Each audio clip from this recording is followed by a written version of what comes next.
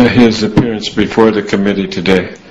Mr. Chairman and members of the committee, I have been told that the rules of this House dictate that although I can quote what President George Bush said, I am forbidden from accusing him of a crime or even any dishonorable conduct, only being allowed to use the words Bush administration or administration officials. This will not make for the best of articulations, but I'll do the best that I can. In my book here, The Prosecution of George W. Bush for Murder, I present evidence that proves beyond all reasonable doubt that Bush administration officials took this nation to war in Iraq on a lie, under false pretenses, and therefore under the law. They are guilty of murder for the deaths of over 4,000 young American soldiers who have died so far in Iraq fighting their war. And let's not forget the over 100,000 innocent Iraqi men, women, children, and babies who have died horrible, violent deaths because of this war. I am fully aware that the charge I have just made is a very serious one, but let me say that at this stage of my career, I don't have time for fanciful reveries. I never in a million years would propose a murder prosecution of Bush administration officials if I didn't believe there was more than enough evidence to convict them and that I was standing on strong legal ground. What is some of that evidence? Because of time constraints, I'm only going to mention one piece of evidence today.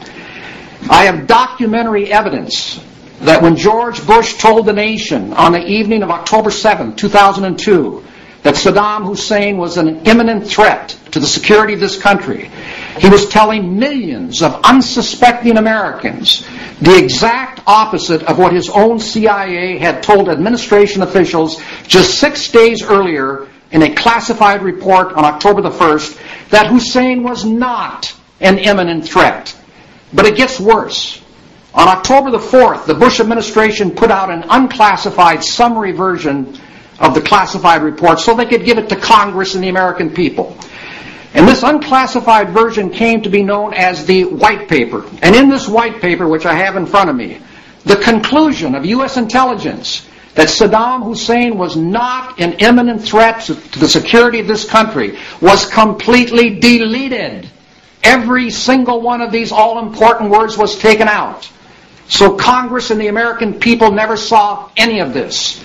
Since we are talking about a matter of war and peace, with the safety and lives of millions of human beings at that time hanging in the balance, and with Congress about to vote in 1 week on whether or not it should authorize George Bush to go to war in Iraq, what could possibly be worse? And I repeat, what could possibly be worse and more criminal than the Bush administration deliberately keeping this all-important conclusion from Congress and the American people?